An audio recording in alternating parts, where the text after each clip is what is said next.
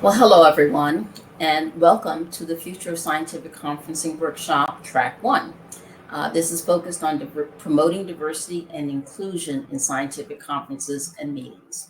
I am Marie Bernard, the NIH Chief Officer for Scientific Workforce Diversity, and I will be moderating this panel focused on cultivating inclusivity, advancing diversity and equity in scientific convenings. In this session, we will hear a brief, no more than 12-minute presentation from each speaker. After all of the presentations, we will engage in a group moderated discussion, including questions that you have submitted. At any time in the session, you can use the Q&A function to submit your questions, and you may also use the chat function to share your thoughts and engage in discussion. The questions will be, I, as the moderator, probably with a little bit of help, will select from the questions because I'm sure you'll have many more questions than we can get to. I'm really honored to introduce the speakers for this session. For full information about each speaker, you can access the speaker biography and headshots located in the LabRoots platform. But just in brief, we have Dr. Michelle Joseph, who's an instructor in global health and social medicine and visiting fellow in the program in global surgery and social change at Harvard Medical School. Dr. Carmen Corona Sobrino, who's an assistant professor at the University of Valencia, and Dr. Sarvanez Sarabipur, who's an assistant professor at the Richard D. Berlin Center for Cell Analysis and Modeling, Department of Cell Biology at the University of Connecticut School of Medicine. So we will begin first with a presentation by Dr. Joseph.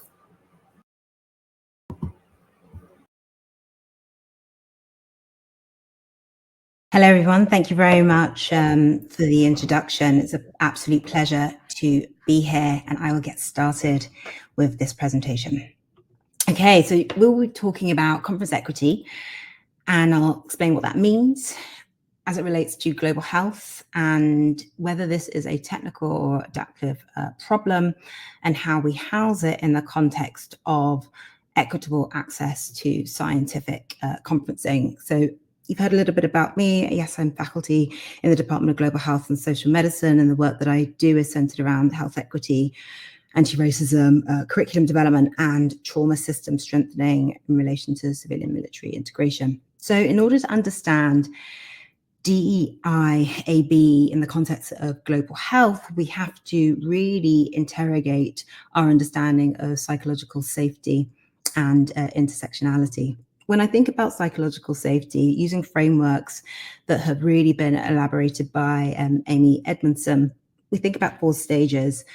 The inclusive safety stage, the point at which you are a new learner and able to step into an environment where there is understanding that you are new, but there is acceptance and you are valued. The learner safety area where you are able to further your understanding and your knowledge, and there is comfort in this space. And following that, contributor phase of your development in the safety channel, where you have ability to actually add to the scientific literature. It is critical that one must be able to feel able and therefore bring their full selves to do so. And once you have your full self in this space, innovation is possible, whereby you are able to challenge the status quo. But what happens when you can't get there? And what are the barriers that prohibit you from doing so? We think about them often in terms of intersectionality. I think this is a good way of looking at it, but to understand the barriers, we have to look at what global health conferences actually stand for and what the purpose is. Best practices happen at these global health conferences. It's a point at which things start to develop within this sector, within this area of academia, within this area of policy development. But it's also an opportunity for networking, for establishing collaborations, and for moving the needle. However, when the agenda isn't set by you, if you are from a low and middle income country, those who are predominantly affected, there are many factors that are in place here. Your gender matters, racism matters, and the level of stigma and discrimination. And yet we understand if there is governance in this space, we can possibly overcome the power. If we look at this triangle more closely, when we think about the different isms, and this list is by no means exhaustive, but it is to give you an example of the different components which intersect, which affect how we potentially get to that point where we're able to contribute fully. We're on that scale towards the challenger safety mode. So racism, sexism, heterosexism, and classism all can be at play when it comes to being a barrier to achieving global health conference equity. In addition to that, we think about the powers that happen at all of those levels and who really is in charge and how we overcome that. Well, we require some level of governance in order to overcome that power. And understanding how we establish that governance means that we must understand the context, and the context is very complex. So why do we look at it? Well, if we want to try and impede the barriers, we must establish the right people at the table and those who can really engineer and develop the discourse of global health. Participants are key to this, and there are various aspects of a participant that impact their ability to contribute and engage in these conferences. Geography matters, location matters, because your passport is dependent on your origin. Your ability to connect, technology, and how viable and stable the resources are in order for that technology to work well. And another speaker will reference the positives of virtual conferences. I want to highlight some of the potential barriers that occur for participants who are in vulnerable states where there is challenges with electricity, where there are challenges with the cost of paying for that internet connectivity. These barriers, these technological barriers, are related to resource and finance. So participants from some LMICs and within those countries may not have the same level of access. When we think about those who organize these conferences, they really think about the different domains in health that are priorities for that conference. Finances are required in order to develop those conferences and for those conferences to have sustainability. If this is done well, if we're able to have the level of engagement that is required to advance healthcare of the right people, the participants, those who are simply joining, but also those who are really establishing what the priorities are for these conferences. If the demographics are right, then we manage to get the right epistemological setting. However, there are some sociocultural elements that may not also allow for this architecture, which we display here in terms of equity, effectiveness, accountability, and solidarity.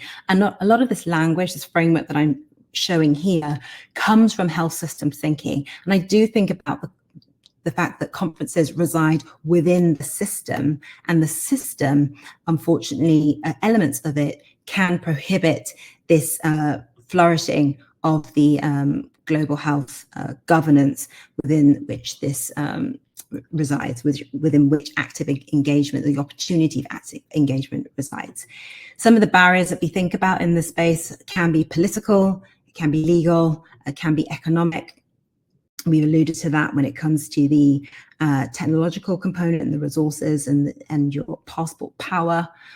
Sponsors and donors really do determine the themes, and we need to understand further some of the complex structural barriers, and that requires data the data that interrogates this question. As most things start off with a story, we were really compelled to look at these conferences and how they function and what the barriers are, equally what the facilitators are for participants. Our colleague, Auric Henmounier, was unable to get to the World Health Assembly, one of the largest conferences that occurs and one of the most well attended in terms of those who are the movers and shakers when it comes to establishing a global health discourse.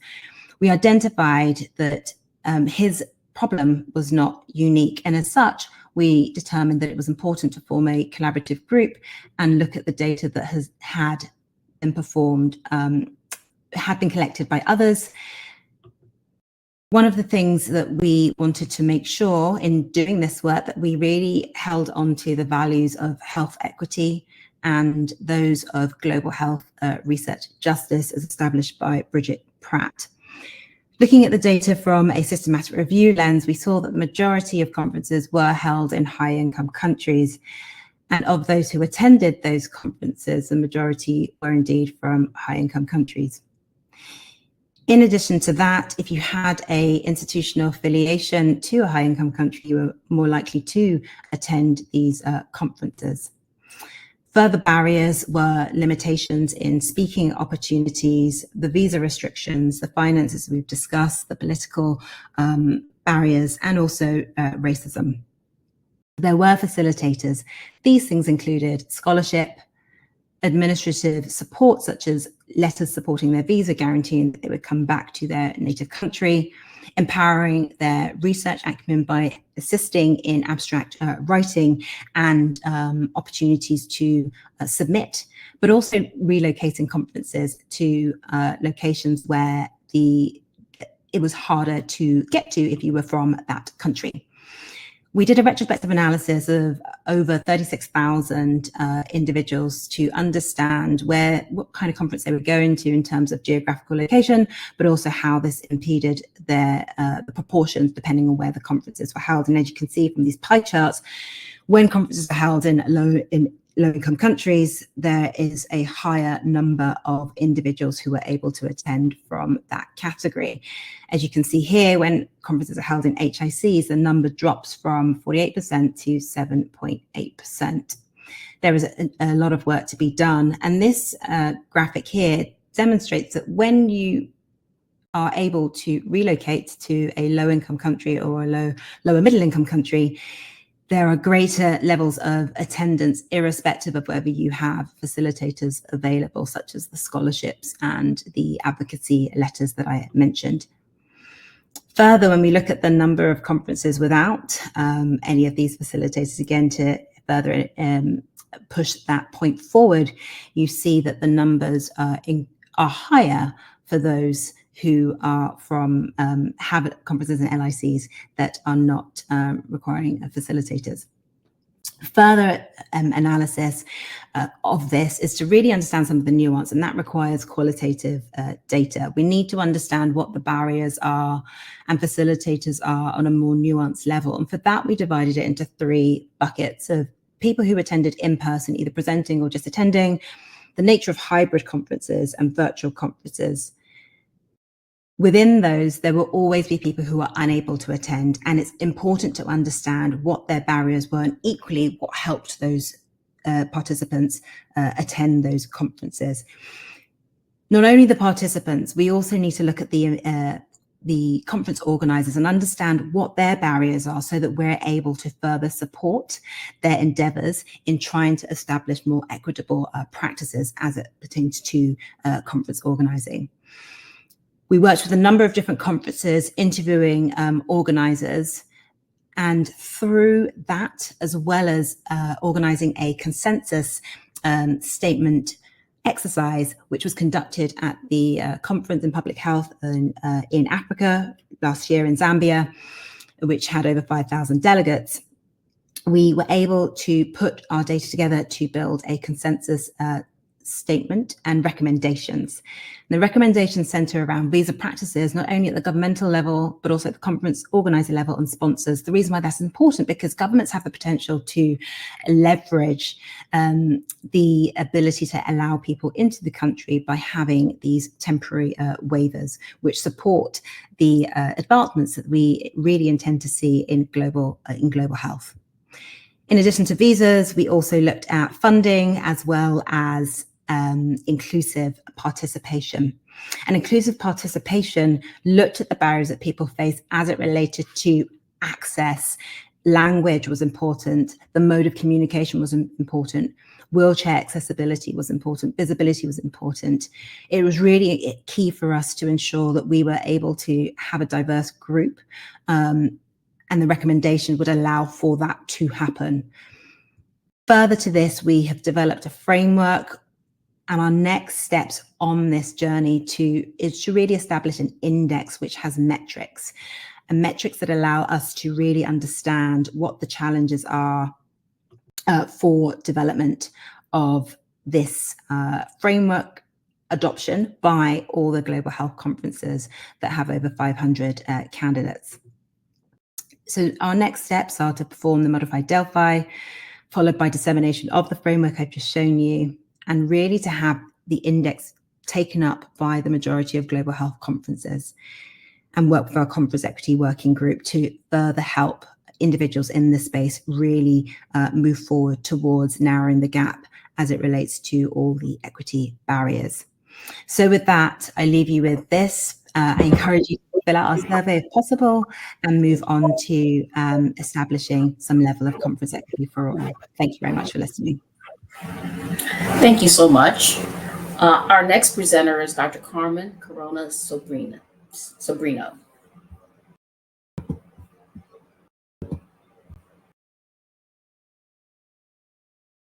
Hi, thank you very much. Good morning, everyone. I'm Carmen Corona. I work as an associate professor at the University of Valencia in Spain in the Department of Sociology. First of all, thank you for organizing such a wonderful event, and thank you for the presentation. Today, I would like to present our work titled Monitoring and Assessing the Gender Gap in Events.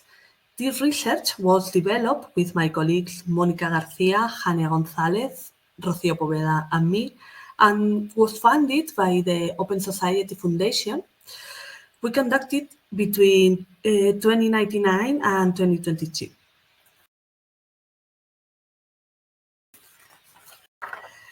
The importance of participating in academic conferences is well known to all of us. It's not only useful for getting feedback and improving our work, but also for career development, building networks, and increasing the visibility of our works. However, numbers reveal disparities in the proportion of female to male speakers, differences in presentation times by gender, and an imbalance in the number of female members on organizing committees, among others. For all these reasons, the goal of our project was to identify all the relevant perspectives or dimensions related to the gender gap in academic conferences and to design a specific list of performance indicators. These measures allow the organizer of academic conferences to monitor their performance according to each specific dimension. Performance indicators are intended to shape behavior and practices in the right directions. Just an overview of our methodology.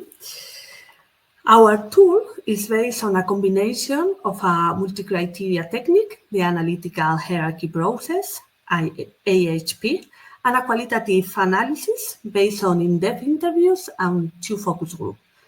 The use of the AHP has allowed us to weight the indicators according to the opinions of several experts. The results are shown using a graphic live visualization approach.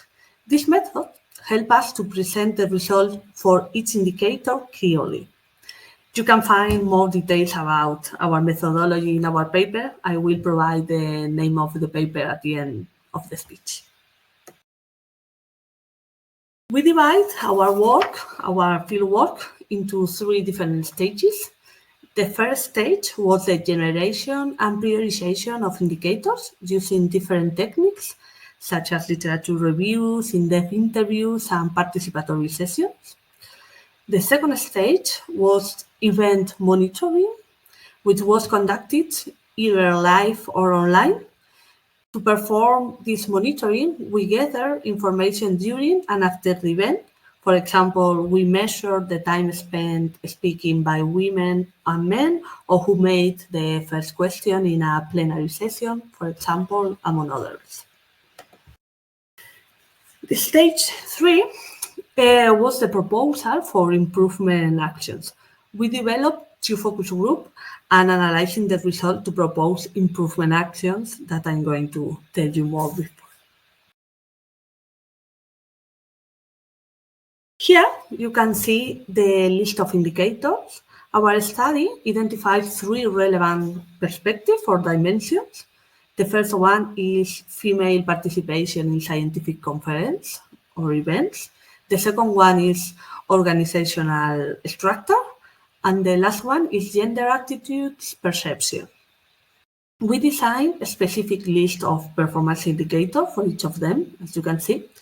For example, for the first dimension, we measure the number of women who attend the conference or the number of women who ask the first question. In the second dimension, we consider organizational aspects such as the organizing committee or track sessions that involve gender issues.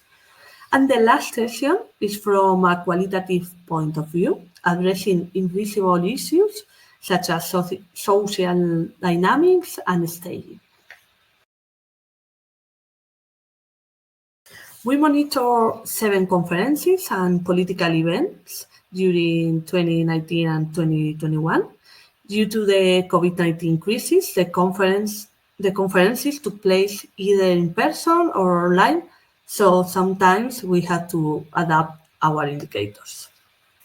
There are the political events, all of them are at the European level, covering a variety of topics such as security, European affairs, and economy matters. Each event has around 2,000 attendees. On the other hand, we also monitor academic conferences. We are not comparing political events and academic conferences, but the funder was interested on political events, so we also did it. The academic conferences also cover a broad range of disciplines and levels. We included more local ones like the History of Science conference, as well as one at the European level, like the one of Geography of Innovation conference. The work carried out highlights the need to broaden the study of gender equality in academic conferences, not only regarding participation, but also the performance of different roles and functions. The use of multidisciplinary working groups has allowed us to have a more comprehensive vision of the different approaches to the gender gap. We want to emphasize the relevance of classifying these indicators into 3 dimensions: participation, organizational structure, and attitudes. This classification allows for analysis both individually and in combination. Having the indicators classified in these 3 dimensions make it easier to adapt the evaluation tool to all possible conferences contexts, whether online or in real time. That is something very interesting in the post-COVID-19 era. Additionally, a tool to monitor academic events needs to be usable in different disciplines. Therefore, the applicability of our tool facilitates its use across any disciplines. And finally, achieving balance in conferences requires intentional changes. This tool facilitates focusing on the weakest point of the conference and intentionally implementing the necessary changes. For us, this is very, very important, this kind of changes. Here, you can find a summary of our main initiatives and recommendations. We also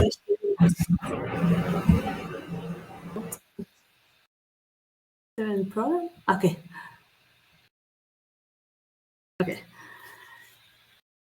We distinguish action that should be taken at 3 different moments: pre-event initiatives, during the event, and post-event actions.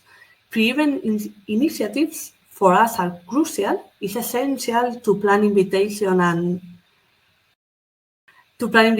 strategy. Use, for example, database to identify women experts in different fields and expand networks beyond usual cycles. And interesting approach is to invite women first and wait for their confirmation before inviting men. We are doing this kind of recommendations. From a management perspective, forming diverse organizing teams and promoting women's participation and visibility within them are also crucial steps. Provide flexible registrations formats and timetable, as well as facilities for family balance, such as breastfeeding rooms or kindergartens are crucial. During the events, it's important to have an event policy with an ethical code of conduct and anti-harassment policy. Developing a protocol for chairs to encourage female participation, we consider that is also valuable according with our data. Emphasizing participation and promoting a balanced use of time are also necessary. And also it's important to analyze the event after the event, and we consider that evaluation is key. I update protocols and guidelines based on any problems during the event is fundamental for the development of future conferences. So thank you for your attention. Our second paper with all the initiatives and recommendations is under review. So once it becomes available, we will be happy to share in our social media. Thank you for your attention. Thank you so very much. And our final presentation is by Dr. Sarvanaz Sarabipur.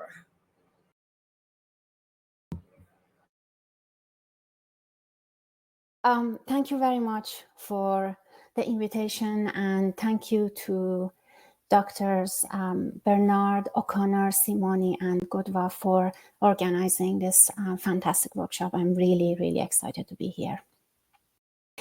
So my name is Sarvanaz. I'm an assistant professor at University of Connecticut School of Medicine, and I work in the Department of Cell Biology. I would like to talk to you today about some of my work in the area of research culture. And I will touch on some of the data that I collected with my colleagues on the impact of in-person conferences before the pandemic, and some of the data on the performance of virtual conferences, and what is important really from the point of view of early career researchers who are graduate students, postdoctoral fellows, and early career faculty, and how we can move forward in improving organization of conferences. Now, before the pandemic, I and a number of colleagues examined 270 in-person conferences that were organized over the years, over the span of a couple of years, in a wide range of disciplines. And we looked at the conference websites to collect the data as our source of information. We found that each conference could have up to 30,000 attendees, and the total number of attendees were over 850,000 academics. We also showed that by using CO2 calculators online, that these conferences collectively generated multiple millions tons of carbon dioxide, that very few, based on their website, had any sort of green initiatives or sustainability agendas planned on the site, and they were quite expensive to attend. So this is the average cost per attendees, a few thousand $. Very few had any plans to promote early career researchers actively, and very few organized networking workshops based on the data that we saw on their website, and very few took considerations of diversity in terms of gender diversity for organizers or speakers. And these conferences on the right, as you can see in the figure, were all organized by publishing industries, journals, scientific societies, funding agencies, other corporations, and also universities. So they all participated in this manner of conferencing. Now, we also found other issues with these conferences. We created a database that is cited in this article and also on the preprint version of this article. And this database has the list of these 270 conferences, the link to their website, and some of the features that I have shown you in aggregate here. We found that very few also offered career development workshops or had any outreach activities to engage with people on site, for example, the public or other academics in the city that the conference was held. And most actually interestingly provided electronic programs, so there was really no need to print and create the carbon footprint. That way, very few had any sort of caregiver grants or offered any sort of childcare services or nursing rooms. It's of course not clear if upon request there were any sort of facilitation of these services, but on their website, there was clearly none of these really offered for majority of these conferences. On the right in the figure, you can see the breakdown of statistics on gender parity in terms of number of women that were conference chairs, session chairs, keynote speakers, plenary speakers. Some conferences call these featured speakers, and or in terms of organizing committee and scientific sessions.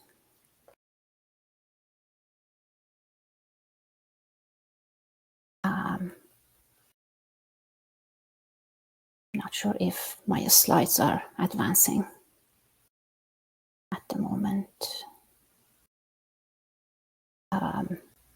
So this slide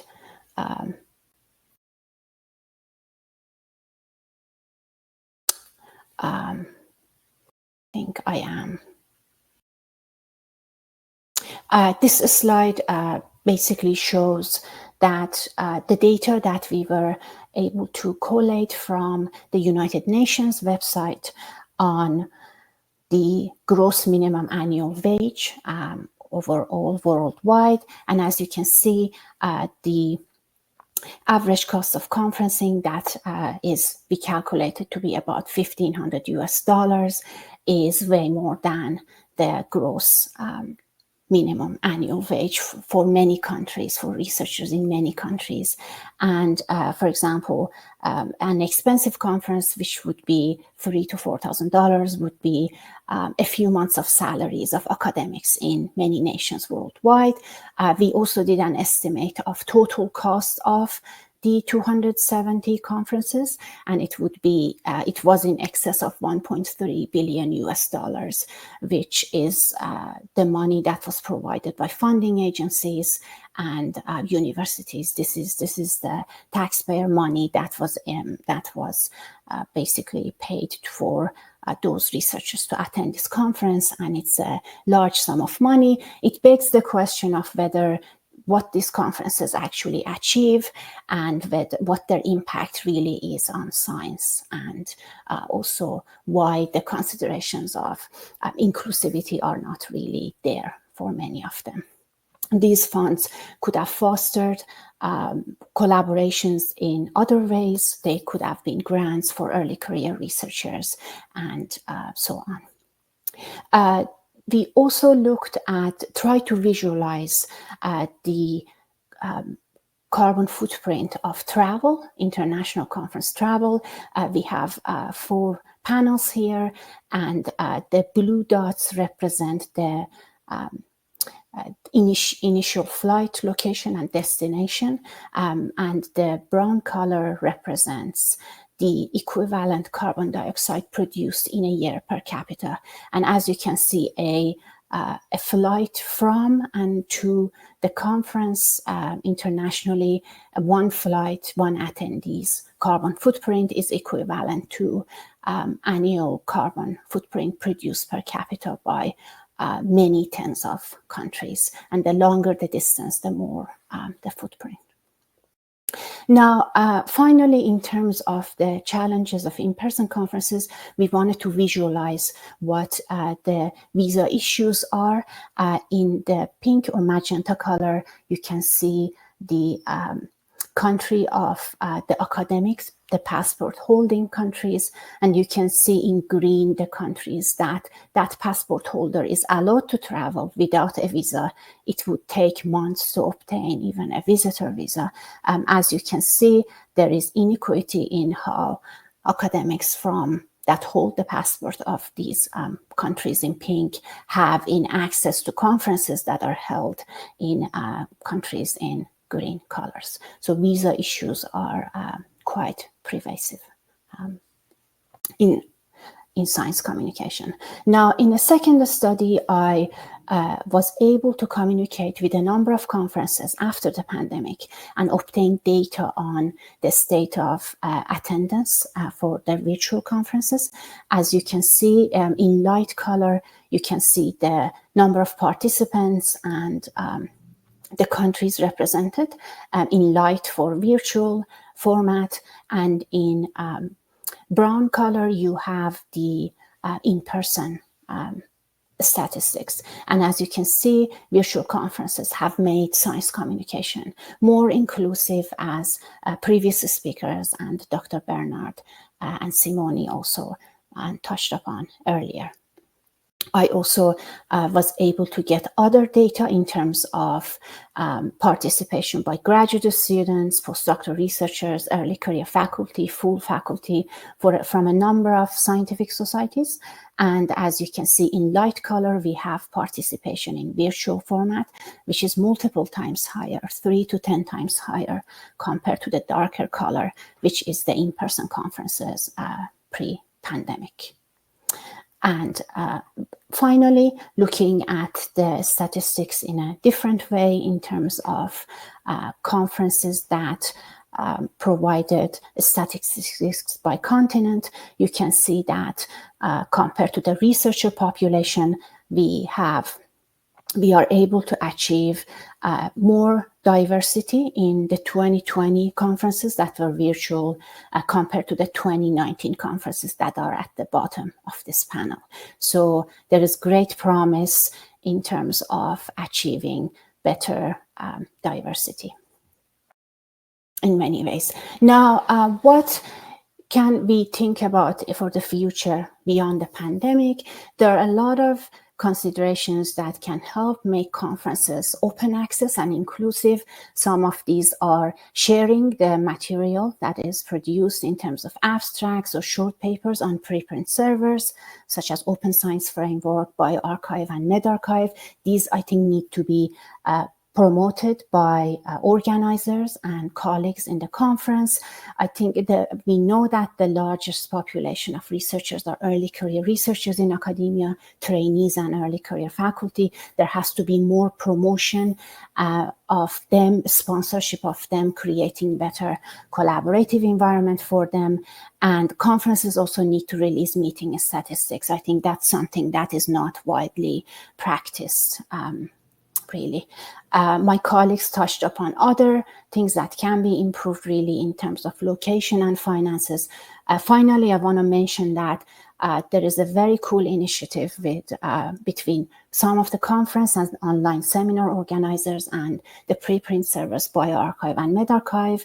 As you can see, conference organizers after the meetings can team up with bioRxiv and medRxiv and link the recording of the speakers' talk to their preprint, so that when these speakers later want to highlight their work or apply for jobs, then their other colleagues can actually see them and hear their talk ahead of times. So this is, I think, if widely adopted, can be really helpful. And a conference that I helped organize virtually, Neuromatch, has pioneered this collaboration with bioRxiv.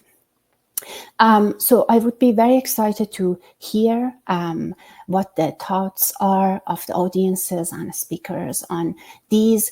I would personally, and my other colleagues would like to see a blueprint, a basic framework for how conferences can take into consideration a variety of aspects and help everyone present their science and network and enjoy the meetings, as opposed to going back to what was, being practiced for decades. And thank you very much for your time, and looking forward to the questions. Thank you so much.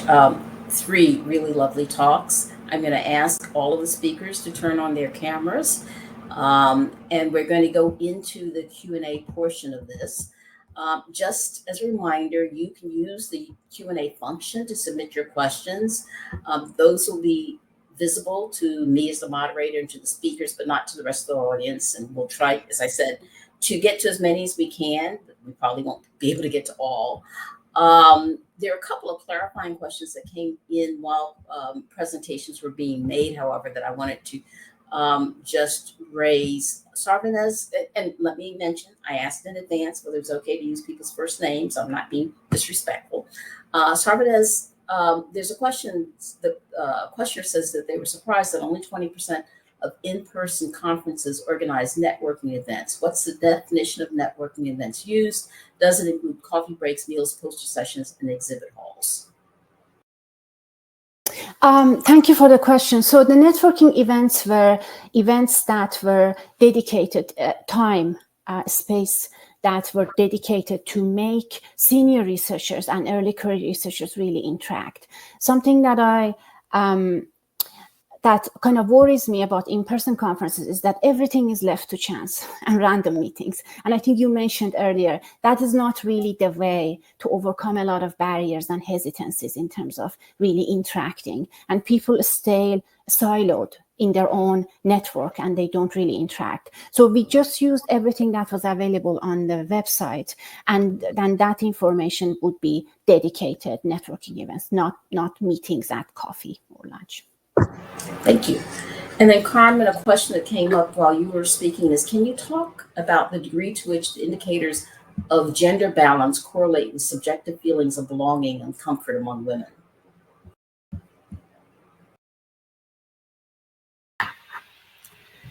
Thank you for the question. I think that gender balance indicators like equal representation, I think that correlate significantly with women's sense of belonging and comfort. I think that when women see themselves represented and supported in different roles, it creates a positive environment where they feel valued and included. So I think that promoting gender equity is key to making women feel part of the community and the academia and the event environment. Okay. And then going broader, kind of building upon that, I hope that each of you could address this briefly, would be, how do we uphold principles of DEIAB at conferences? How does this vary between the virtual and the in-person conference environment? Who wants to go first? I put an answer in the answer box, but I can't quite see it again, but I did type a message back to that. I'm happy to reiterate it. I feel, and the point that was made before regarding majority of speakers hold PhDs or MDs, I think it's important of how we assign value. And if we assign value to those who hold these titles only, we're potentially missing out on others who have experience that is equally valid, some would argue more so, in terms of actually getting to the core of the problem. I think about the clinical component of our respective sciences, and the need to understand some of the nuances, which is not always clear when you are researching from afar. And I think of this in terms of global health and understanding that we often work with individuals who do not necessarily hold the degrees mentioned, but we are absolutely guided by. And assigning the word expert or the label expert to that person, I think is an important first step. How those individuals then are able to participate in these spaces, I think conferences need to start accommodating for that, and some do. So I think one of the main things is to redefine how we assign value and also who we call experts. Carmen Sarvanez, do you have other thoughts?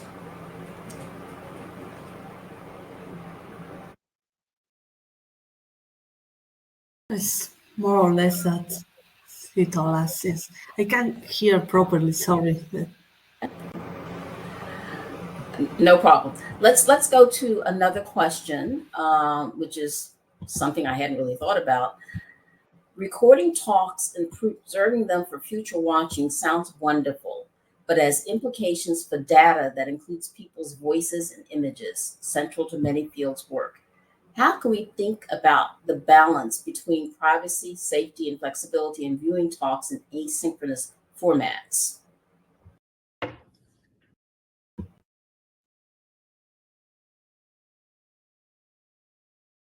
I think I mentioned that recordings of the talks can be linked to preprints. I think that because of the time zone issue that you mentioned, it's really beneficial to have the recordings. But I think that the organizers can set strict guidelines, and clarify with the presenters that where the recordings will be stored and for how long, and also what the rules are on data mining, for example, or sharing the data, really. But other than that, I think it's also can be should be really an opt-in, basically service or mechanism. And also, I think it is up to the organizers to create the kind of positive and collegial environment where people feel safe and they know that they know every step, and they know that what will happen to their paper or the recording of their talk. But it can only be beneficial, and more people will listen to it in their own time after the meeting. I think data has shown. Great. Any do either of the other speakers want to add to that? I'm in agreement with those sentiments. I often think about the responsibility of us in the academic community to not abuse the good nature of those who are willing to share their data before publication. One would hope that also the conferences who do have these presentations or access to the data put it behind some level of login, so that at least there is some understanding of who's accessing what in the event that unfortunate circumstance should come about. So I think providing some constraints to it, but also allowing speakers to provide some supplementary reading, so that in the event that people are looking at presentations asynchronously, there is some understanding of context is provided.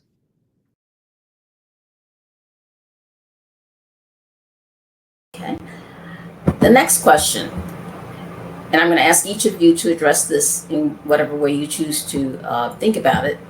Many scientific conferences and meetings now include explicit policies, including enabling DEIAB principles, like a code of conduct. So what are your thoughts on the utility of these policy measures for promoting a more inclusive conference experience? And maybe I will just kind of call on you. So I'll start with Sarvanez, and then I'll go with Carmen, and then I'll go with Michelle. How's that work? I think that's a really great question. And I've also noticed the increase in these statements. I think this relates to a point that I had in my slide, which is that conference organizers need to provide the statistics on the meeting, after the meeting, so that we know actually what the policies that what they implemented, worked, and what the outcome was, Also, it may be longitudinal, so that over the years we can monitor and see if in 5 years they have really achieved what they set out to, and what that really has meant. So I think unless we have those data, especially longitudinal data, that, for example, can be reported back to funders of these conferences, we won't really be able to see the wider spread impact of these policies. Carmen? Yeah, I completely agree with that. I think that we need to peer the audience, for example, with metrics, but also with qualitative studies to gather this insight of the different experience of attendees. I think that is very important, this kind of longitudinal studies with the conference that for me is we are doing this kind of work, but it's really difficult. But I think that is crucial for the diversity in the conferences to have data, metrics, and qualitative studies. Michelle? Yeah, I think that's a great question. So one of the things that we've tried to do through our series of studies is to understand what the indicators are and identify what the metrics are as it relates to having active engagement at conferences, and assigning a value to them, assigning a number that allows for an index to be built. I think it's very hard for conferences to stay in their bubble sometimes and compare their year to year, but by having access to wider conference data to understand how others have been able to achieve equity, then I think there is capabilities for accelerating improvements and narrowing the gaps in equity. Having what we're trying to build is this dashboard of interactive engagement for putting in your conference data and it telling you how equitable your conference is, I think is something that is tangible. I think we need innovation in this space, innovation to help conferences. There is a will, but there are challenges that are complex and constrained by finances often to achieving full level of equity that they desire. So here's an innovative approach. The question, often at any type of conference, there's little time for questions. Have any of the speakers ever seen something like the following? Ask the conference attendees to listen to a 20-minute video or podcast about the presenter's research ahead of time. And then at the conference, host a 30-minute question and answer period only. The flipped classroom approach, but at a conference level. Have any of you experienced that? No, I don't, but I think that is a really good idea. I'm kind of fan of flipped classroom, so maybe it's a good improvement. Yeah, I didn't think about that, but it's a good idea. Michelle Sarvanes? I think that's the kind of innovation that is required, right? I think that's a fantastic idea. I also think that it would actually be very liked, approved by conferences, because it cuts down some of the logistical costs that they have. Being able to step into a room, where, be it virtually or in person, where you can engage in dynamic conversation is where the collaboration happens, is where the growth happens, but you don't often get that time, and then the speaker's gone. So I think that's a fantastic idea, the flipped classroom approach. I like that very much. Sarvanes? I completely agree with my colleagues. I think that right away with virtual conferencing, there is more opportunity to even type your question so that the speaker may see it, compared to in person, where two people are, in front of a queue and can really ask questions. But I really like this idea where the presentation is watched, and then the time is really for interaction. The conference time is really for interaction. I think it's a great idea. Okay, I'm going to be Debbie Downer. I've had an N of one experience with that, where they were supposed to look, seen the presentation in advance and come with questions. It really didn't work. The people didn't look at it in advance. So you're going to have a motivated audience. But I like the creativity around it. And I think that we do need to be looking at differing ways of doing these things. So another question, broad question for each of you, and I think I'll start with you, Carmen, and then you, Michelle, and then you, Sarvanis. We've heard your presentations, and in the broader literature, the virtual conferences have greatly broadened the diversity of attendees and expanded conference access to groups that are traditionally underrepresented in science. Yet there are many advantages of in-person meetings, from networking to scientific innovation, potentially, which could benefit underrepresented groups in science as well. So how should we be thinking about the trade-offs in inclusivity, connection, and innovation with these different formats, virtual, hybrid, and in-person? It's a mouthful, but strengths versus weaknesses of the three different ways of doing this, and what should we be thinking about? So Carmen, do you want to start? Yeah, I think that it's a good question and a difficult one. Yeah. I think that both conferences have strengths and limitations. And of course, if you do, I think that virtual have advantages like a broad access or the flexibility that is very beneficial for those with family commitments or in a different part of the world. But it's true that we are losing the person interaction that for me is very, very important. And also we always have technical barriers. So I think that it's really difficult for me to have a right answer about that.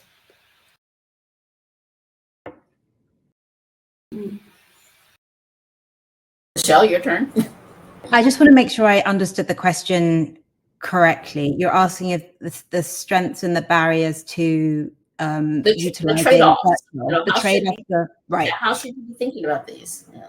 So I think about it from two perspectives, one from the participant's perspective and the other from the conference organizer, maybe even the third, another from the sponsor.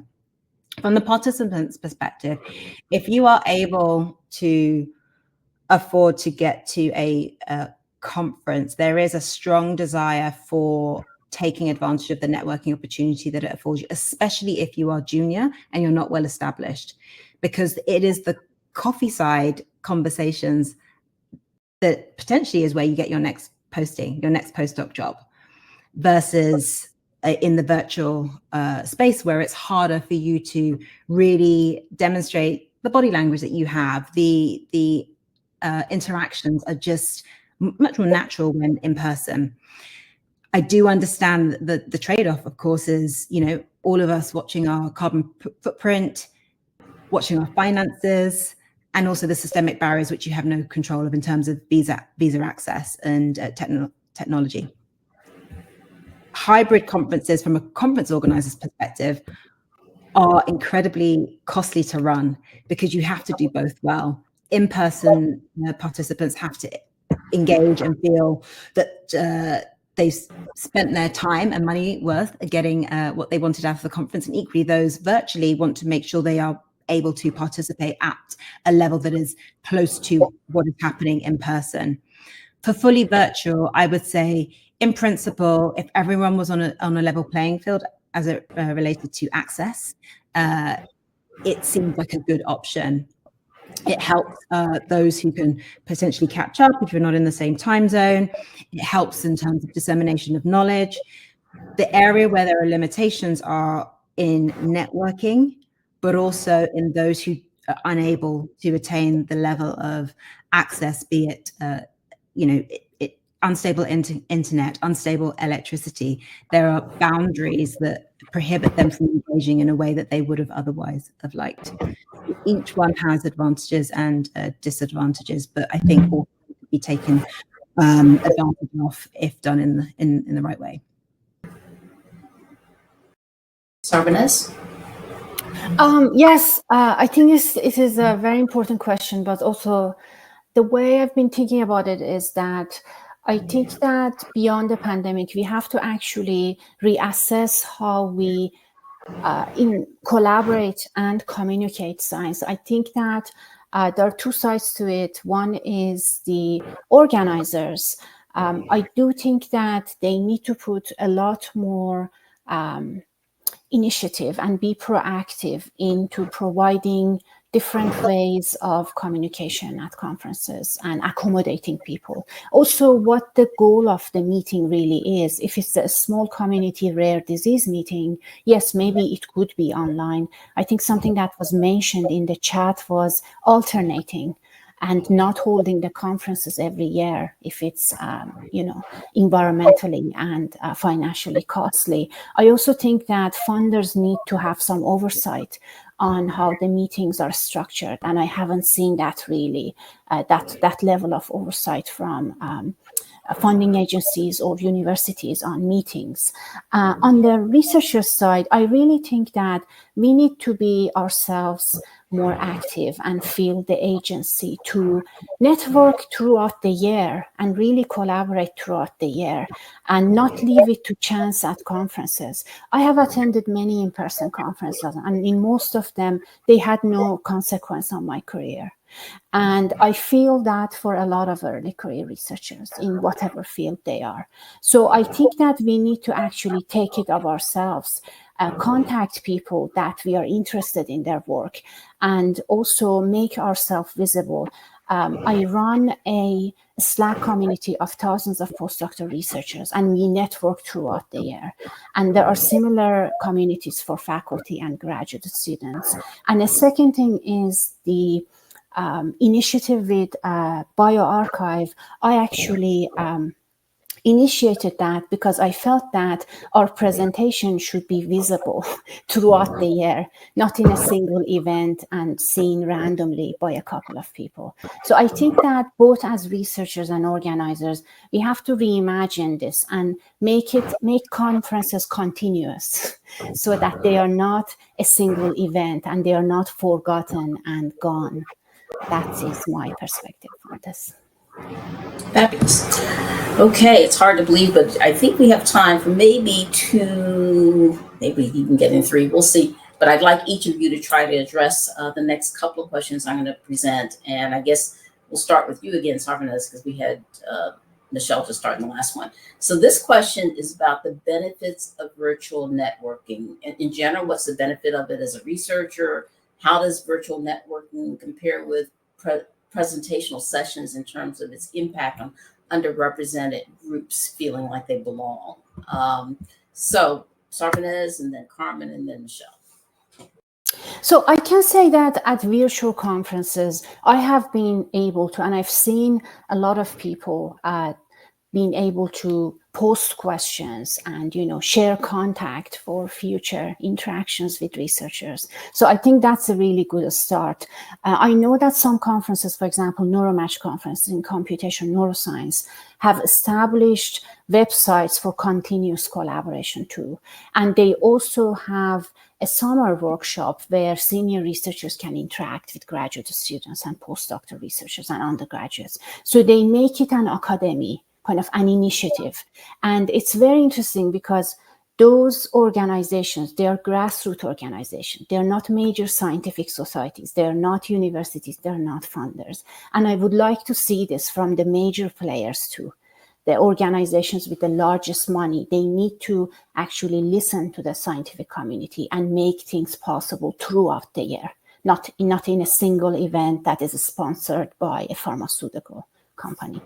In terms of other ways of networking, I think Slack communities became very popular after the pandemic. And there are now communities where people can ask their most pressing research questions or just interact in terms of other aspects of science and research culture. And if people are interested, I think Grad Slack is one of these communities where graduate students are interacting. Future PI Slack is one of them for postdoctoral researchers. So I think that these are way more democratized, way more dynamic and relevant, really. And they increase transparency in how we do research and how we deal with research culture. So I would like to see the traditional avenues that have organized conferences really step into this and contribute some of that funding into avenues where people actually interact continuously throughout the year. So I'm a big fan of virtual networking. Carmen? Yeah, I'm also part of several Slack communities, and I think that is part of the future of the scientific community. It's very, very important for the interactions. And as my colleague said, that it's not just a single event. You need to think about that in a broad sense. For me, Slack communities, open communities, forum, is it's kind of a virtual networking that I'm as a postdoc putting value a lot, and I think that is very important. And Michelle? I really like the idea of having opportunities to engage over various Slack communities, because it does cut out some of the red tape that one sometimes faces when trying to engage. In respects to global health, there are various platforms that we use that seem to be very helpful. WhatsApp community, being able to have different groups of high numbers of individuals. We don't have thousands, but again, it's an opportunity to engage where you are leveling out the playing field, which is important. So yeah, I think it's a way forward that we should be embracing these different mediums in the hope that we can sort of narrow the disconnect between engagement and the lack of. Okay, I think we're at our last question because I promised everyone we were going to finish on time. So again, I'm going to ask each of you to address this. So it'll be Carmen, Michelle, and then Sarvanez. What is a key research gap in advancing DEIAB in scientific convenings? You have NIH sponsoring this. We do a lot of research. What should we be looking at? Carmen? Yeah, I think that is a great question and also a really difficult one. But for me, the most important point is to evaluate the long-term impact of all of these initiatives from the diversity point of view. For us as a group, as I told you before, it could be very useful to do a longitudinal study with the conferences that we have been working and trying to evaluate these changes. And also, I think that it's very important that we need spaces like this one to compare and share strategies, because it's always good to identify best practices or things that we are doing in a different way. So, and a final remark, I think that we need to hear the audience, for example, with qualitative studies or the different experiences. I think that identify these barriers and is a good way for the participation of underrepresented groups and to work for the diversity in conferences. Great, thank you. Michelle? I think one of the things I think about are those who come after us and the need for opportunities for early active engagement. Being able to track how we do that and who gets involved and the impact it's made, and doing some form of longitudinal assessment holds us accountable.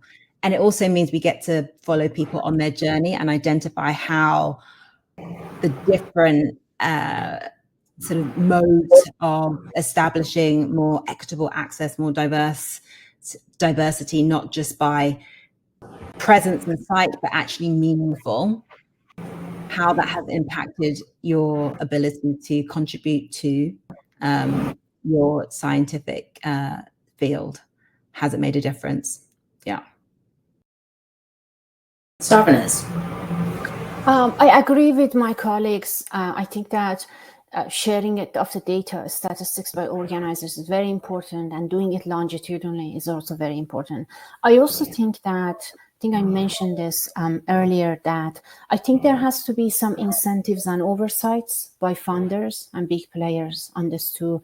For example, on I think a lot of these, the microenvironments are run by senior researchers at these conferences. They're big figures in their field. And then a lot of things cascade from them, really. And so they're at the top of a pyramid. And I think that they, funding agencies could ask them in their next grant, what have you done in conferences in the past 5 years, and who has it benefited really? Have you initiated any collaborations with younger researchers? Have you impacted, have you mentored anyone really, virtually or in person? So I think there are a lot of data that funders can collect really, or universities, and counting as service and promotion as well in their tenure and promotion, to see how people are really contributing to a conference. I think quantitative data from organizers are important, but there are later impacts of attending a conference, and it would be good to see if they are amplified virtually, and if people are really having an impact scientifically and mentorship wise on their colleagues and younger, early career researcher. I would like to see those from, and I think that would also set an example, a great example, that things are being seen, that things are being taken into consideration, and that your impact at a conference is more than the paper you present. This is more than just the science that you talk about for 10 minutes. Very thoughtful feedback from all three of you, and I hope that we will be able to address some, if not all of that. Okay. We have 4 minutes left, and so I'm going to really put pressure on you, just like we do with our scientific workforce diversity seminars. I'm going to go around to each of the three of you, and in 30 seconds or less, tell this audience the one thing you want to make sure that they remember from what you presented today. And I think I'll start with you, Michelle, then Sarvanes, and then Carmen. Okay, Michelle. It's up to all of us to establish equity at these conferences and to be inclusive in all of our practices, from authorship engagement to speaking opportunities to bringing our juniors along. I would encourage you to identify what the metrics are if you are a conference organizer yourself, to start thinking about what you can measure and what your low-hanging fruit is that you could potentially harness to narrow the gaps that you see. Thank you. Sarvanes. I think that we have the agency to make an impact in our career, and we have to seek opportunities and also share what we have with others. So be a mentor, receive mentorship continuously, and also ask for more from organizers. I think that's something that a lot of researchers haven't done so far. See the issues. I hope my slides and my colleagues have shown the issues really, that they are pervasive and they cut short our career. And we all want the excitement of science, and we want opportunities with it too. So I think it's really up to us to go find it, but also ask organizers, funders, and universities to offer it to us as well. So I hope to see that empowerment and that contribution from players, other players. Carmen, you get the last word before I do some closing remarks.